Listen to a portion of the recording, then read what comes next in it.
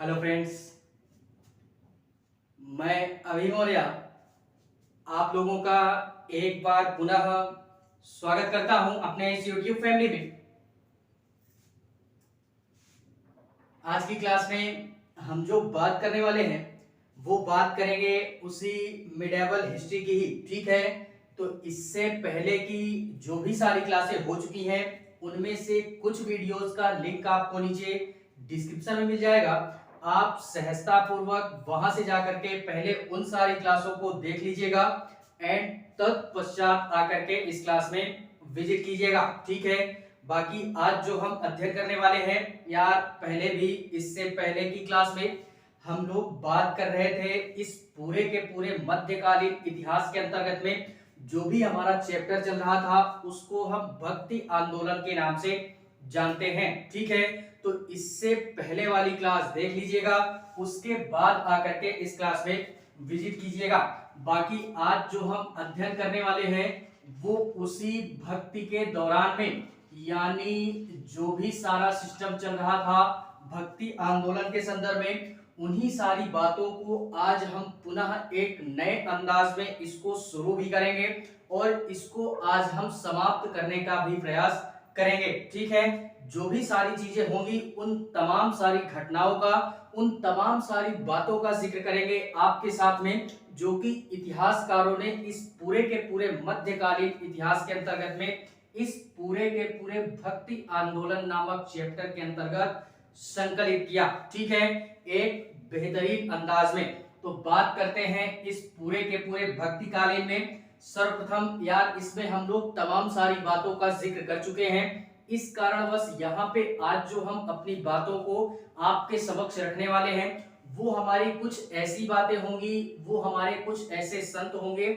या वो हमारे ऐसे कुछ कवि होंगे जो कि इस पूरे के पूरे भक्ति आंदोलन के संदर्भ में या पूरे के पूरे इस भारतीय क्षेत्र में भक्ति को एक नई दिशा देने का प्रयास करते हैं और अपने अपने अलग अलग अंदाज से, अपने अपने अलग अलग भक्ति के माध्यम से ये लोग पूरे भारत में एक भक्ति की अलग जगाते हैं। वो भक्ति कई प्रकार की होती है हमारी, देखते हैं। इसी में थोड़ा सा रिवीजन मोड में लेते हैं और यहीं से अपनी बातों को हम स्टार्ट करते हैं। भक्ति यार, हम लोगों ने देखा था कि जो भी सारा सिस्टम था कि इसमें दो प्रकार की भक्ति इसमें शामिल होती है। कौन सी? एक होती है सगुण भक्ति। क्या होती है? सगुण भक्ति। एंड दूसरे को हम लोग बोलते हैं क्या? निर्गुण के नाम से जानते हैं, निर्गुण भक्ति के नाम से जानते हैं। फिलहाल में आज जो हम बात करेंगे पूरा एक तरीके से बोले तो इसमें हम दोनों को मिक्स करते हुए चलेंगे कि जो भी सारे हमारे संत हुए, जो भी सारे हमारे ऐसे कवि हुए जिन्होंने इस पूरे के पूरे भारतीय क्षेत्र में भक्ति के माध्यम से, यानी अपने अलग अलग उपदेशों के माध्यम से, अपने अलग अलग दिए गए ज्ञानों के माध्यम से लोगों के मन मस्तिष्क में एक नई छाप छोड़ दी, जिससे कि समाज में एक नए अंदाज में भक्ति का क्या होता है? उदय होता है।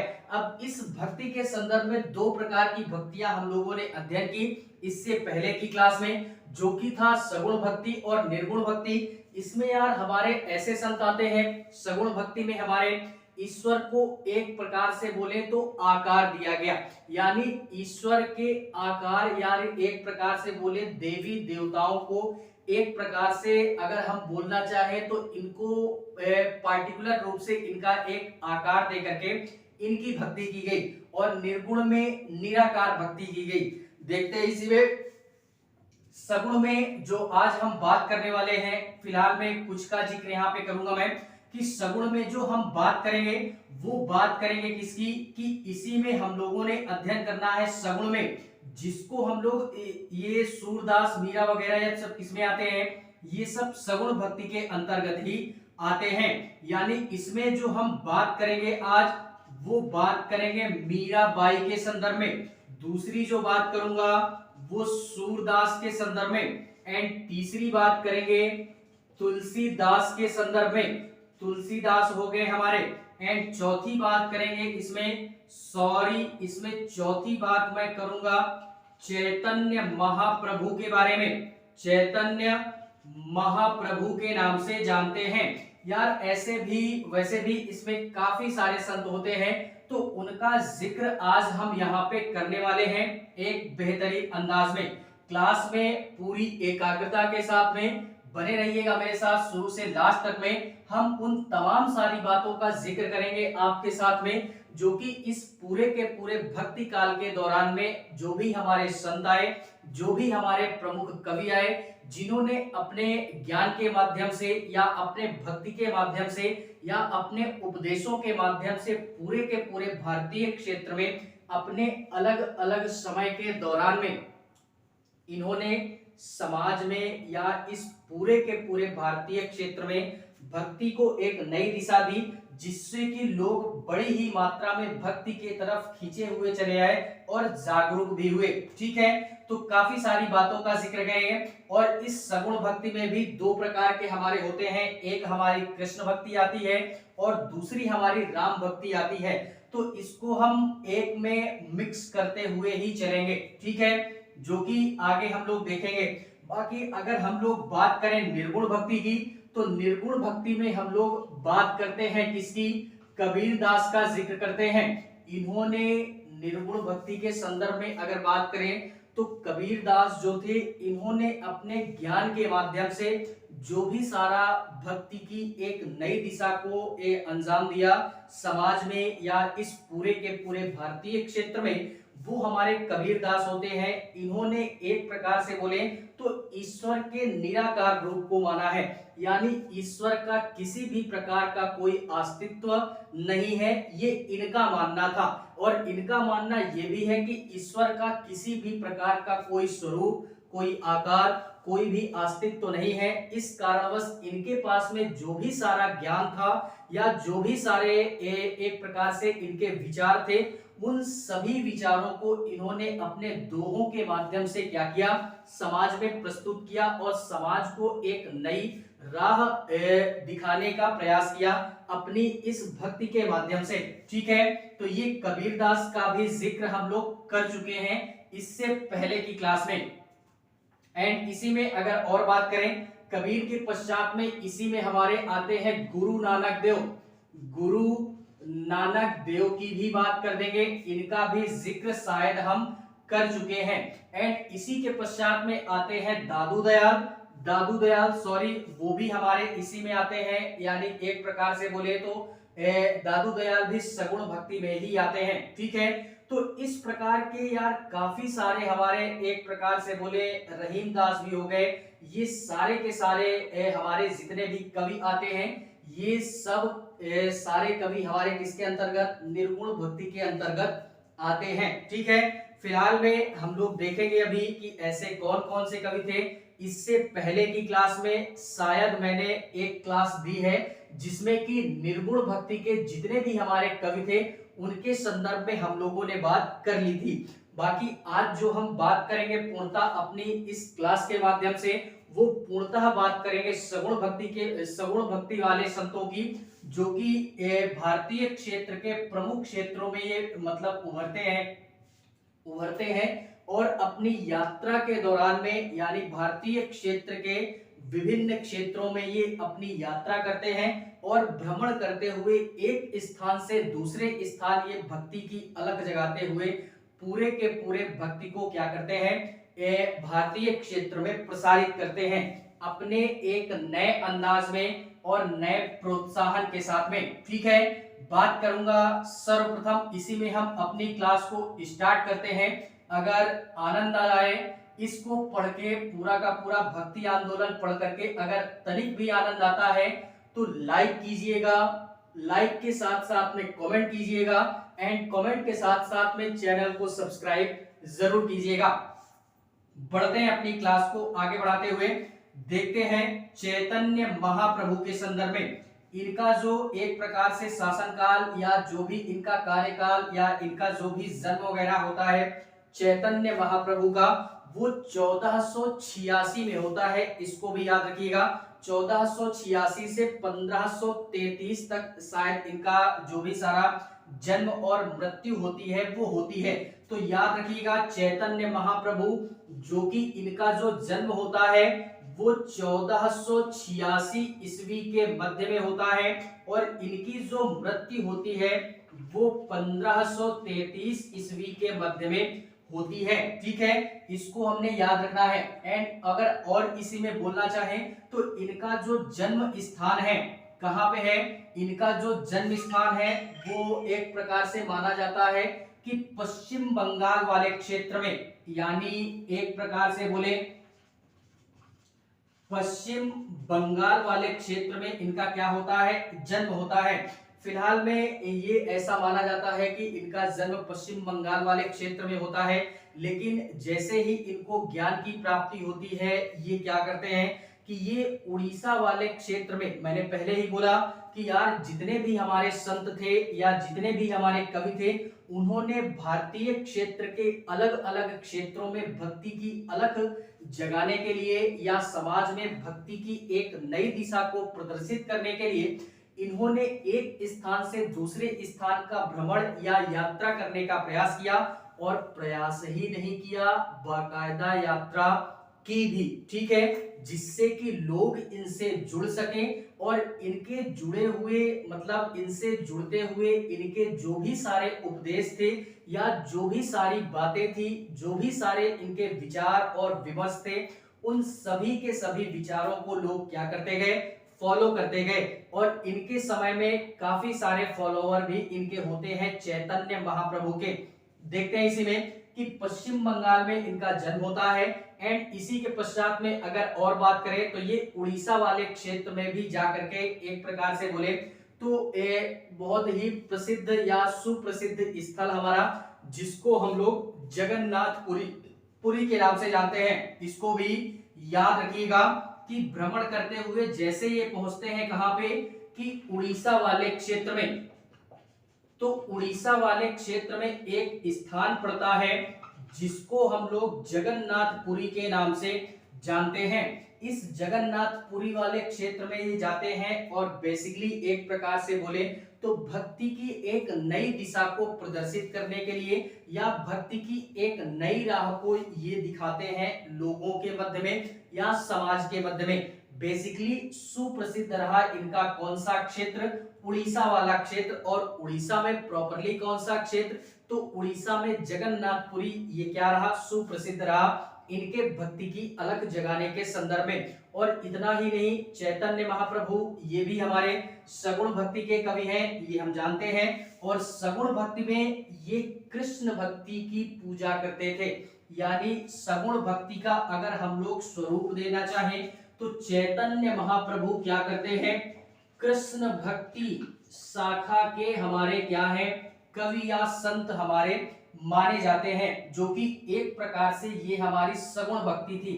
कौन सी भक्ति, सगुण भक्ति, अर्थात ईश्वर के एक प्रकार से बोले तो ईश्वर का एक आकार दिया गया या प्रॉपरली ईश्वर को एक प्रकार से व्यक्तित्व मानते हुए या देवता के रूप में मानते हुए चैतन्य महाप्रभु ने इनके गुणगान गाए और कृष्ण भक्ति की अलग पूरे के पूरे उड़ीसा वाले क्षेत्र में जगह करके रख दी, जिससे कि लोग इनसे काफी प्रोत्साहित भी हुए और प्रोत्साहित होने के संदर्भ में लोग इनसे काफी मात्रा में जुड़ सके और प्रसन्न भी हुए। ठीक है, इतना ही नहीं, जगन्नाथपुरी और इसके पश्चात में हम लोगों ने नाम सुना होगा वृंदावन वगैरह का, वृंदावन हो गया, मथुरा वगैरह हो गया, तो ये आज भी हमारा कृष्ण भक्ति के लिए प्रचलित है। यार कृष्ण का जो भी सारा सिस्टम है या जो भी हमारे ये कृष्ण भगवान थे, इनके लिए सुप्रसिद्ध स्थल हमारे जो भी भारतीय क्षेत्र में देखने के लिए मिलता है, सर्वाधिक सुप्रसिद्ध वो हमारा यार यही है। द्वारिका हो गया, वृंदावन हो गया, मथुरा हो गया, ये सारे के सारे कृष्ण जी से रिलेटेड ही है। इस कारणवश यार इन्होंने अर्थात चैतन्य महाप्रभु जी के द्वारा इन सारे क्षेत्रों में भी कृष्ण भक्ति की अलख जगाने का प्रयास किया गया और अपने विचारों के माध्यम से पूरे के पूरे समाज में कृष्ण भक्ति की एक नई दिशा जगा करके रख दी। कहाँ पे, वृंदावन और मथुरा में। इसी के पश्चात में इन्होंने एक नया मार्ग खोजा था, भक्ति करने का एक नया मार्ग था। कौन सा, जिसको हम लोग बोलते हैं कीर्तन करने का मार्ग। यानी सर्वप्रथम जो भी सारा सिस्टम था कीर्तन करने का वो हमारा किसके समय से शुरू होता है, तो वो होता है चैतन्य महाप्रभु के समय से।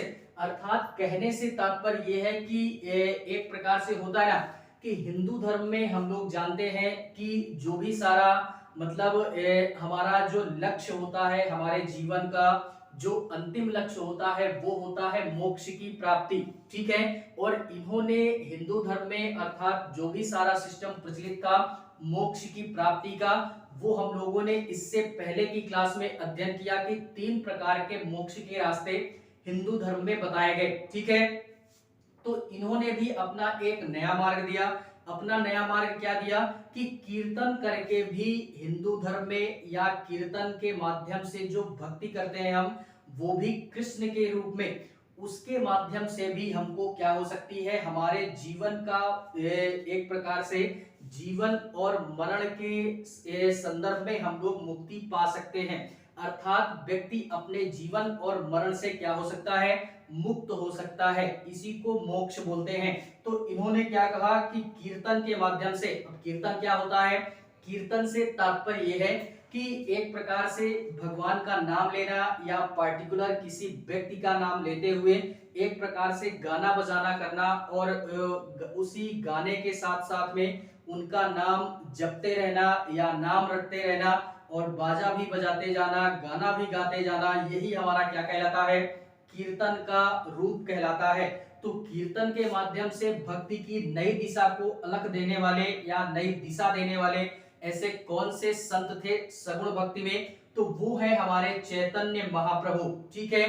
तो इनको भी क्या करना है, याद रखना है कि अपनी एक अलग दिशा दी इन्होंने कृष्ण भक्ति के संदर्भ में पूरे के पूरे भारतीय क्षेत्र में। और भारतीय क्षेत्र के साथ साथ में सुप्रसिद्ध क्षेत्र इनका कौन सा रहा, जगन्नाथपुरी। और जगन्नाथपुरी के पश्चात में पश्चिम बंगाल में तो इनका जन्म हुआ ही था। तो जाहिर सी बात है यार, पश्चिम बंगाल वाले क्षेत्र में भी इनका बोलबाला रहा होगा। एंड इसी के पश्चात में आता है वृंदावन, मथुरा वगैरह, यहाँ पे भी इनका बोलबाला बड़े ही बेहतरीन ढंग से हुआ, ठीक है। इसी के पश्चात में यार ये कीर्तन करते हुए अपनी सारी बातों को फैलाते हुए समाज में कृष्ण भक्ति की अलख जगाते हुए 1533 ईस्वी में इनकी क्या होती है, मृत्यु हो जाती है, किसकी, चैतन्य महाप्रभु की। इसी के पश्चात में जिक्र करते हैं मीराबाई जी का कि इनके संदर्भ में क्या बातें बोली गई, ये भी हमारी सगुण भक्ति से ही संबंधित है। वो भी सगुण भक्ति में ये भी सगुण भक्ति में ये भी कृष्ण भक्ति से ही संबंधित है। और कृष्ण भक्ति में सबसे ज्यादा जो प्रचलित रही वो यार सूरदास और मीरा, ये दो लोग काफी ज्यादा प्रचलित रहे कृष्ण भक्ति के संदर्भ में। और जो भी सारी चीजें हमको पढ़ने के लिए या अध्ययन के दृष्टिकोण से मिलती हैं वो सूरदास और मीरा जी के संदर्भ में ज्यादा पढ़ने के लिए मिलती हैं। इनको हम लोग यार हिंदी साहित्य में इनका अध्ययन तो करते ही हैं। फिलहाल में हिंदी साहित्य का अध्ययन जरूर कर लीजिएगा, वहां पे 1-2 चैप्टर पूरा बाकायदा इनका जीवन परिचय और इनके संदर्भ में कौन कौन सी बातें बोली गई, क्या इनके द्वारा पद गाए गए या जो भी सारे इनके गीत वगैरह प्रचलित हैं वो हिंदी साहित्य में आपको बड़े ही बेहतरीन अंदाज में देखने के लिए मिलेंगे, ठीक है। फिलहाल में यहाँ पे भी वही सारी चीजें हैं, लेकिन इनकी जो कविताएं वगैरह हैं वो थोड़ा सा देखने के लिए नहीं मिलती है। इतिहासकारों ने भर भर के इनका जिक्र मध्यकालीन इतिहास में तो किया ही है, लेकिन हिंदी साहित्य में भी कुछ लेखकों के द्वारा इन मतलब लोगों की चर्चा की गई है। तो फिलहाल में बात करते हैं मीराबाई जी के संदर्भ में। मीराबाई जो थी इनका जो जन्म होता है वो 1498 ईस्वी में होता है। इसको भी याद रखिएगा, कहां पे होता है, 1498 ईस्वी में इनका क्या होता है, जन्म होता है। कहां पे होता है, राजस्थान वाले क्षेत्र में, राजस्थान के मेड़ता क्षेत्र बोल सकते हैं, मेड़ता क्षेत्र प्रॉपरली बोल सकते हैं कि मेड़ता क्षेत्र में, मेड़ता क्षेत्र में हमारा क्या होता है कि इनका जन्म होता है मीराबाई जी का। कहां पे, राजस्थान में। एंड इसी के पश्चात में ऐसा भी बोला जाता है कि ये एक राजघराने से संबंध रखती थी। कौन से घराने से?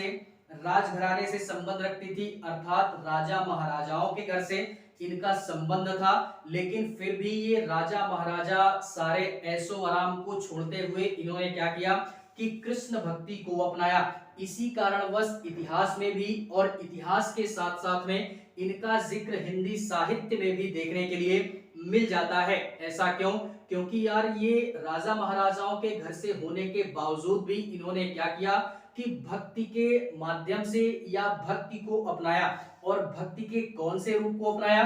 तो वो थी हमारी सगुण भक्ति। और सगुण भक्ति में कौन सी भक्ति शाखा को अपनाया? तो वो थी कृष्ण भक्ति। ठीक है, यानी कृष्ण भक्ति के माध्यम से इन्होंने पूरे के पूरे भारतीय क्षेत्र में अपने उपदेशों के द्वारा, अपने गाए हुए गीतों के द्वारा या इनके जो भी हमारे गीत थे उनके द्वारा इन्होंने पूरे के पूरे भारतीय क्षेत्र में या भारतीय समाज में कृष्ण भक्ति की एक नई दिशा को प्रदर्शित करने का प्रयास किया और एक नया अंजाम दिया कृष्ण भक्ति शाखा को, वो भी सगुण रूप से अपने भक्ति के माध्यम से। ठीक है, तो ये था इनका राजस्थान के मेड़ता वाले क्षेत्र में इनका जन्म होता है और इनकी जो मृत्यु वगैरह होती है वो गुजरात वाले क्षेत्र में होती है। इसको भी याद रखिएगा, गुजरात के क्षेत्र में इनकी मृत्यु होती है, वो भी 1546 ईस्वी में। 1546 ईस्वी में क्या होता है? इनकी मृत्यु होती है। कहां पे? गुजरात वाले क्षेत्र में इनकी मृत्यु होती है। इसको भी याद रखिएगा। इनके संदर्भ में थोड़ी सी बातें हम लोग ये देखते हैं, है ज्यादा कुछ नहीं, इतना पर्याप्त था। लेकिन थोड़ी सी बात करूंगा मैं इनके जीवन के संदर्भ में कि इन्होंने कृष्ण भक्ति को कैसे अपनाया या कृष्ण को भक्ति मानते हुए या अपने भक्ति के माध्यम से इन्होंने कैसे लोगों को रुझानित किया या इन्होंने कृष्ण भक्ति को कैसे अपनाया। तो यार ऐसा माना जाता है, कहानियों में ऐसा प्रचलित भी है और इतिहासकारों के द्वारा ऐसा माना जाता है, या जो भी सारी कहानियां आज तक प्रचलित हुई है इतिहास में या जिनके भी संदर्भ में ये मीरा जी के संदर्भ में ऐसा बोला जाता है कि ये हमारे मेड़ता के एक राजा थे जिनको हम लोग एक प्रकार से बोले तो राणा सांगा टाइप में बोलते हैं। ठीक है, तो उनकी एक पुत्री थी, इनकी एक पुत्री थी जिनको हम लोग मीराबाई के नाम से जानते हैं। और इनका एक प्रकार से बोले तो उदयपुर वहीं पे पड़ता है हमारा, और उदयपुर का भी एक राजा था जिसको हम लोग राजा भोज के नाम से जानते हैं। उनके साथ में इनका क्या होता है? वैवाहिक संबंध होता है। और इतना ही नहीं, इनका वैवाहिक संबंध होता है, जब इनका विवाह वगैरह होता है तो कुछ दिनों के ही पश्चात में इनके पति अर्थात इनका जो एक प्रकार से बोले पार्टिकुलर रूप से जो भी इनका हस्बैंड था उनकी मृत्यु हो जाती है एक युद्ध के दौरान में। और जैसे ही एक युद्ध के दौरान में मृत्यु होती है तो पति की मृत्यु हो गई, पति के साथ साथ में उसी युद्ध में इनके ससुर जो भी थे उनकी भी मृत्यु हो जाती है उसी युद्ध में। ठीक है, तो ये बेचारी अकेली होती है, साम्राज्य पूरा खाली हो जाता है। और ऐसा माना जाता है कि उसके पश्चात में ही इन्होंने क्या किया कि भक्ति के माध्यम से या भक्ति की राह को अपनाया। और भक्ति की राह को ऐसा अपनाया कि ये चली जाती है गुजरात वाले क्षेत्र में और गुजरात के द्वारिका क्षेत्र में जाती है, जो कि गुजरात में एक सुप्रसिद्ध स्थल के नाम से जाना जाता है। वहां पे ये जाती है और जो भी सारा सिस्टम है कृष्ण को ये अपने पहले पति के रूप में स्वीकार करती हैं। यानी इनके जो मतलब सांसारिक रूप से जो पति थे उनका देहांत होने के पश्चात में ये अपना पति किसको मानती है? वो मानती है मतलब कृष्ण जी को। और उसी के पश्चात में ही ये अपने पति के रूप में इनको पूजते हुए, इनकी भक्ति करते हुए, इनकी आराधना करते हुए भक्ति के माध्यम से इन्होंने कृष्ण भक्ति को अपनाया। और कृष्ण भक्ति को अपनाते हुए पूरे के पूरे भारतीय क्षेत्र में इन्होंने क्या किया कि कृष्ण भक्ति की एक नई दिशा को अंजाम दिया, जिससे कि लोग भी इनसे काफी प्रभावित हुए। और लोगों के प्रभावित होने के साथ साथ में जो भी सारा सिस्टम था सगुण भक्ति का, वो एक नई दिशा मिल सकी भक्ति के संदर्भ में, जो कि मीराबाई जी के द्वारा दिया गया। आज भी इनके काफी सारे ऐसे गीत हैं, काफी सारी ऐसी इनकी कविताएं हैं, सॉरी कविताएं ना बोल करके इनके गीत ही बोल सकते हैं, जो कि यार इनके द्वारा गाए गए, और उन्हीं गीतों के माध्यम से इन्होंने क्या किया कि पूरे के पूरे भक्ति के संदर्भ में या कृष्ण भक्ति के संदर्भ में इन्होंने अपने गीतों को एक नया रूप दिया, और नए रूप के साथ साथ में समाज में उन गीतों का आदान प्रदान भी किया, जिससे कि लोग उन गीतों के माध्यम से कृष्ण भक्ति की ओर क्या हो सके, आकर्षित हो सके। और इनके द्वारा भी क्या किया गया कि पूरे के पूरे भारतीय समाज में भक्ति की एक नई दिशा मिल सकी, किसके द्वारा, मीराबाई जी के द्वारा। और इतना ही नहीं, इनके संदर्भ में यह भी बोला जाता है कि मीराबाई जी की जो तुलना है वो हमारी एक सूफी संत होती हैं, जिनको हम लोग रबिया या रूबिया के नाम से जानते हैं, तो उनसे इनकी तुलना की जाती है, जो कि हिंदू एक प्रकार से बोले इसका अध्ययन हम करेंगे सूफी आंदोलन के पश्चात में। ठीक है, जब सूफी आंदोलन का जिक्र करेंगे तो इनका अध्ययन भी हम करेंगे। फिलहाल में मीराबाई जो थी, इन्होंने अपने गीतों के माध्यम से कृष्ण भक्ति को एक नया मार्ग दिया, और उस मार्ग के माध्यम से पूरे के पूरे समाज में एक नया अलख जगा करके रख दी कृष्ण भक्ति के संदर्भ में। इसी के पश्चात में इनकी जो भाषा थी वो ब्रज भाषा थी। कौन सी भाषा थी? ब्रज भाषा। और शायद ऐसा भी बोला जाता है, कहीं कहीं पे देखने के लिए मिल जाता है, क्योंकि इनका जन्म राजस्थान वाले क्षेत्र में होता है, राजस्थान वाले क्षेत्र में होता है, तो कहीं कहीं पे इनकी भाषा जो देखने के लिए मिलती है वो राजस्थानी भाषा भी देखने के लिए मिल जाती है।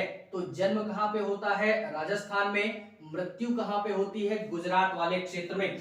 राजस्थान से ज्यादा प्रसिद्ध स्थान हमारा गुजरात हो जाता है, क्योंकि इनका जन्म होता है राजस्थान में, और इनकी जो एक प्रकार से बोला पूरा का पूरा जो जीवन व्यतीत होता है या इनकी जो कर्म भूमि होती है वो हमारी गुजरात क्षेत्र होती है। गुजरात में ये द्वारिका वाले क्षेत्र में ज्यादातर अपना जीवन यापन करती है। ठीक है, तो याद रखिएगा इन सारी बातों को। और ब्रज भाषा, इसी भाषा में इन्होंने अपने गीतों का क्या किया, भक्ति के माध्यम से आदान प्रदान किया समाज में।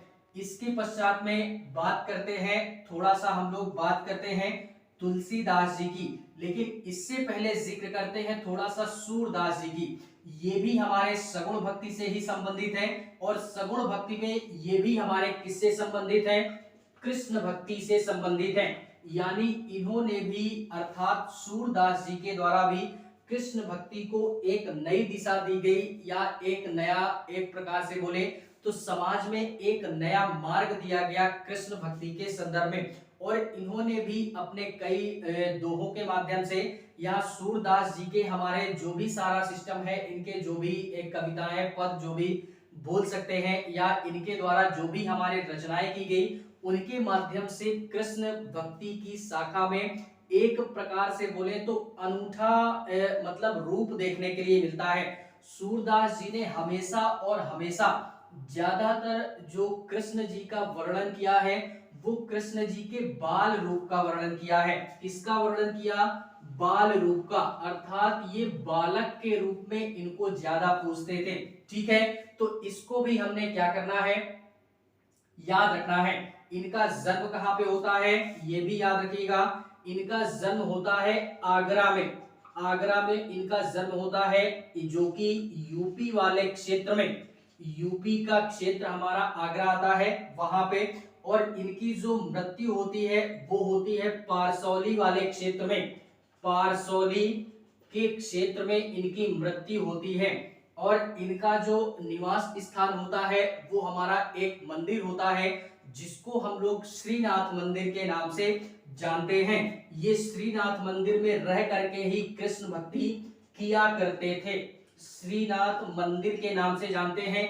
यहीं पे रह करके ये ज्यादातर अपने जीवन यापन कहाँ पे किया? श्रीनाथ मंदिर में। और यहीं पे रहते हुए इन्होंने क्या किया कि पूरे के पूरे जीवन काल के दौरान में इन्होंने कृष्ण भक्ति के संदर्भ में एक नई दिशा, एक नई छाप छोड़ करके रख दी अपने पूरे के पूरे जीवन काल के दौरान में, और अपने रचनाओं के माध्यम से। ठीक है, तो ये श्रीनाथ बाकी एक प्रकार से बोले इनके जो पिता का नाम था वो भी हमारे पंडित दीनानाथ करके था, क्या ऐसे करके था। तो इसको भी याद रखिएगा, थोड़ा सा कंफ्यूजन हो भी सकता है और नहीं भी हो सकता है, ठीक है। तो पंडित दीनानाथ या श्रीनाथ करके वो भी था, उसको भी याद रखिएगा, ठीक है। इनके पिता का जो नाम था। बाकी इनके अगर कार्यकाल यानी इनके जन्म और मृत्यु की बात करें तो उसका भी हमने जिक्र करना है, इनके जीवन और मृत्यु के संदर्भ में उसको भी हम देखते हैं यहाँ पे कि इनका जो जन्म होता है वो कब होता है। वो होता है 1478 में इनका जन्म होता है और 1583 ईस्वी में इनकी क्या होती है, मृत्यु हो जाती है, ठीक है। इसको हमने याद रखना। मृत्यु कहाँ पे होती है, पारसौली वाले क्षेत्र में। जन्म कहाँ होता है, आगरा वाले क्षेत्र में, यूपी के आगरा में। इनके पिता का नाम क्या था, तो पंडित रामदास नाम था, इसको भी हमने याद रखना है। बाकी इनकी जो प्रमुख रचनाएं हैं हमारी, सूरसागर हो गया, सूर सरावली हो गया, साहित्य लहरी हो गया, इस प्रकार से इनकी कुछ प्रमुख रचनाएं भी हैं जो कि इन्होंने अपनी रचनाओं के माध्यम से भक्ति के संदर्भ में एक नई दिशा देने का प्रयास किया पूरे के पूरे भक्ति काल के दौरान में, इस पूरे के पूरे भारतीय क्षेत्र में, ठीक है। जिससे कि लोग आज भी इनके जो भी मतलब रचनाएं हैं उनको पढ़ते भी हैं, देखते भी हैं और उनको अपने आचरण में उतारते भी हैं, जिससे कि लोगों को और अधिक जानने में मदद मिलती है या उत्सुकता होती है कि यार ये हमारे संत, इन्होंने, इनके द्वारा ऐसा कहा गया और किसके संदर्भ में कहा गया, कृष्ण जी के संदर्भ में कहा गया। तो इनके पूरे के पूरे जीवन काल के दौरान में जानने के उद्देश्य से भी लोग इनका अध्ययन करते हैं, जिससे कि जानने के पश्चात में फिर कुछ लोग ऐसे होते हैं जो कि जानने के पश्चात में उनकी भक्ति करना आरंभ कर देते हैं, ठीक है। तो ये उनके रुचि के ऊपर है कि कौन सा व्यक्ति किस मार्ग को अपना करके अपने भक्ति के माध्यम से अपने जीवन का एक प्रकार से बोले तो उद्धार कर सकता है। अब वो राम भक्ति शाखा भी हो सकती है, कृष्ण भक्ति शाखा भी हो सकती है और निर्गुण भक्ति शाखा भी हो सकती है। गलत कुछ भी नहीं है, वो अपना अपना अंदाज है, अपना अपना नजरिया है। समाज में अनेक प्रकार के लोग होते हैं और समाज में इन्हीं अनेक प्रकार के लोगों में अनेक प्रकार के विचारों के भी लोग होते हैं, जिससे कि लोग अपने अलग अलग मतलब भक्ति करने के दौरान में कुछ लोग निर्गुण भक्ति को अपनाते हैं, कुछ लोग सगुण भक्ति को अपनाते हैं, जिसमें जिसको सहजता महसूस होती है उस प्रकार से वह व्यक्ति भक्ति करना आरंभ करता है और उस भक्ति के माध्यम से अपने जीवन का उद्धार करने का प्रयास करता है। अब ये निश्चित भी नहीं है कि उसका उद्धार हो ही जाए, जीवन और मरण से उसको मुक्ति मिल ही जाए, क्योंकि मरने के पश्चात किसने देखा कि आपको मोक्ष की प्राप्ति हुई या आपका पुनर्जन्म हो गया, ठीक है। तो ये काफी सारी बातें हैं धर्म के संदर्भ में, अगर थोड़ा सा भी रुचि लेते होंगे तो यार थोड़ा सा जानने का प्रयास कीजिएगा ये सारी की सारी चीजें होती क्या है। फिलहाल में हम और आप केवल और केवल इतना ही जाने जिससे कि हमारा एक प्रकार से बोले एग्जाम क्रैक हो जाए। हमको ना ही किसी प्रकार का ज्ञाता बनना है, ना ही किसी प्रकार का सन्यासी बनना है, हमको भी इसी सांसारिक मोह माया की दुनिया में क्या होना है, फंसना है तो फंसना है, ठीक है। अपना उद्धार हम कर लेंगे स्वयं में ही। पहले जो उद्धार करना है अपना एग्जाम क्रैक करके हम वो उद्धार देखेंगे, उसके पश्चात में हम अपना उद्धार करेंगे। मरने के पश्चात में जाएंगे तो आराम से बैठ करके बातें करेंगे भगवान के साथ में, ठीक है। कि क्या सारी बातें हैं, आप हमसे थोड़ा सा मिल करके बात करो, तो जो भी सारी बातें होंगी वहां पे हम जिक्र कर लेंगे। इसके पश्चात में थोड़ी सी बात करते हैं तुलसीदास जी की। किसकी बात करते हैं, तुलसीदास जी की बात करते हैं। ये हमारे तुलसीदास जी के संदर्भ में अगर जिक्र करें तो तुलसीदास जी राम भक्ति शाखा, सगुण में राम भक्ति शाखा के क्या है, हमारे कवि हैं, अर्थात इन्होंने राम की भक्ति की और राम की भक्ति करने के पश्चात में पूरे के पूरे जीवन काल के दौरान में इन्होंने क्या किया कि राम के रूप को इन्होंने पूजा, और राम के रूप को पूजने के पश्चात में पूरे के पूरे जो भी सारा सिस्टम था यार, इनकी कई सारी ऐसी रचनाएं हैं जो कि काफी प्रचलित हैं। और सबसे प्रचलित रचनाओं में हम लोगों ने सुना होगा रामचरितमानस का। यानी रामचरितमानस किसके द्वारा लिखी गई? तुलसीदास जी के द्वारा लिखी गई। कब लिखी गई? 1575 ईस्वी में। इसको भी याद रखिएगा कि 1575 ईस्वी में क्या की गई? रामचरितमानस की रचना की गई, जिसके माध्यम से हमारा लोगों के मन में, या एक प्रकार से बोले यह एक ऐसी रचना थी इनकी कि इसको पढ़ने के पश्चात में लोग हर्ष से भर जाते थे।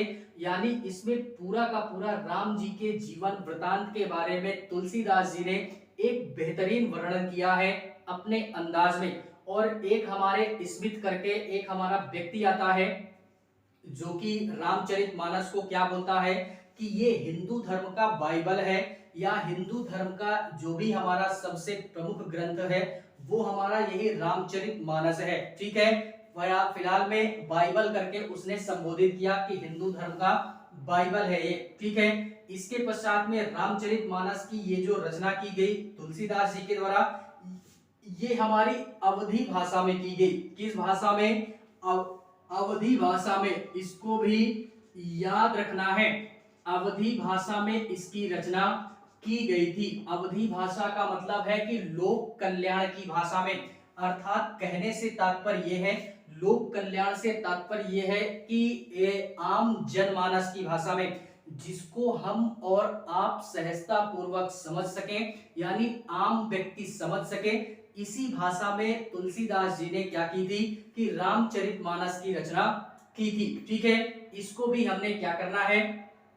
याद रखना है कि हम लोगों ने बात की रामचरितमानस की, इन्होंने क्या की कि रचना की थी। इसके पश्चात में इन्होंने और क्या किया कि अपने इस भक्ति के दौरान में क्या किया कि इन्होंने एक प्रकार से हिंदू और मुस्लिम, यानी हिंदू एवं मुस्लिमों के मध्य में क्या किया कि एकता स्थापित करने का प्रयास किया।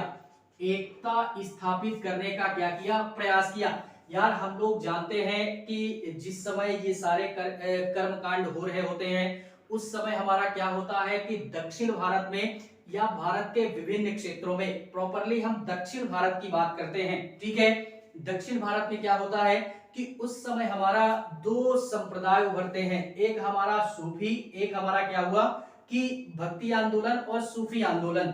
भक्ति आंदोलन वो था जिसमें हिंदुओं द्वारा स्थापित किया गया था, एंड सूफी आंदोलन वो था जो कि मुस्लिमों द्वारा स्थापित था। यानी मुस्लिमों द्वारा जो भी कुरीतियां कर्मकांड थी उनको दूर करने के लिए सूफी आंदोलन चलाया गया था। तो इन दोनों के मध्य में हमारे संघर्ष की स्थिति पैदा होती रहती थी। किस संदर्भ में? इसी भक्ति के संदर्भ में, यानी अंतर और भेदभाव देखने के लिए मिल जाता था। तो इन्हीं सारे भेदभाव को, इन्हीं सारे संघर्षों को दूर करने के उद्देश्य से तुलसीदास जी ने क्या किया कि अपना एक प्रकार से अपना एक योगदान दिया समाज में कि हिंदू और मुस्लिम एक हो सके, और इनके संदर्भ में किसी भी प्रकार का ना ही कोई भेदभाव, ना ही भक्ति में और ना ही किसी अन्य वर्ग में किसी भी प्रकार का कोई भेदभाव ना रह जाए। तो इन्होंने अपना योगदान दिया हिंदू एवं मुस्लिमों के प्रति भी उनको एक करने का। ठीक है, इसके पश्चात में इनकी कुछ प्रमुख रचनाएं भी हैं, उनको भी याद रखिएगा। सबसे पहले इनके जन्म की बात करते हैं कि इनका जो जन्म होता है वो मेरे अनुसार 1500 कब से होता है? 1532 ईस्वी से लेकर के 1623 ईस्वी के मध्य में क्या होता है कि इनका जो जन्म होता है, किनका जन्म?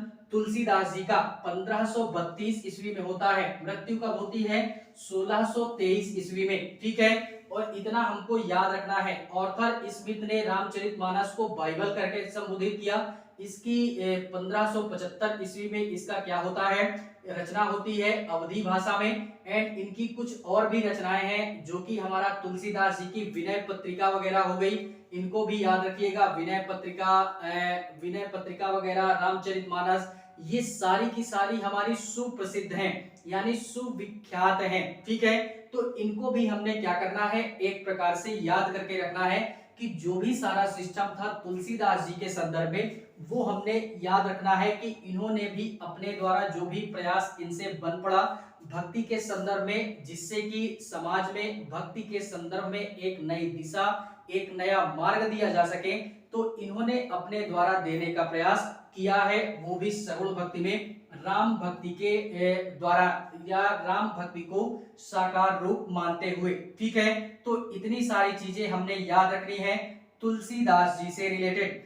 बात करते हैं, इसी के पश्चात में आते हैं हमारा एक नाम और याद रखिएगा, शंकर देव करके आते हैं, वो भी हमारा सगुण भक्ति से ही संबंधित है। शंकर देव करके आते हैं, इसको भी शंकर देव आते हैं, ये भी हमारा कृष्ण भक्ति से, किससे, कृष्ण भक्ति से, और कृष्ण भक्ति यानी सगुण भक्ति से, इनको एक प्रकार से बोले ये भी कृष्ण भक्ति को ही बढ़ावा देते थे।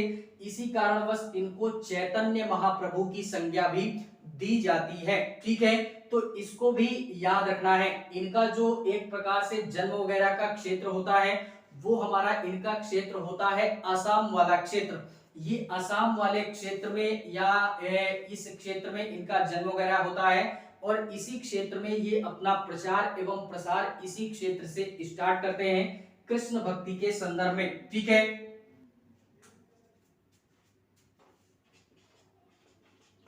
1449 से कब तक, 1449 से ये आई थिंक 1546 या 48 तक होते हैं, तो इसको भी याद रखिएगा।